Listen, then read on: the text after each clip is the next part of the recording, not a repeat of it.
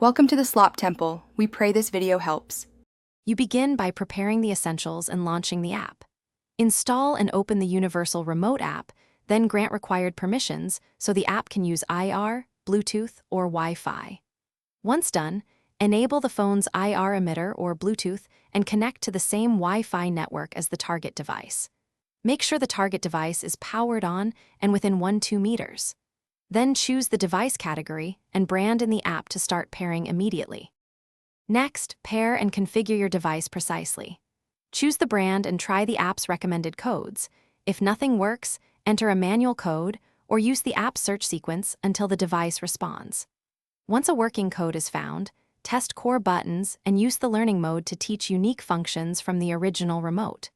Make sure to adjust button delay and repeat rate for reliable response, and create macros to combine power, input, and volume adjustments into one. Finish by customizing and securing your new remote profile. Rearrange the layout to keep favorite controls front and center, add labels, and save the profile with a clear name. Back up the profile to cloud or export a local file so you can restore or sync to other phones. Test any scenes or automations you set up.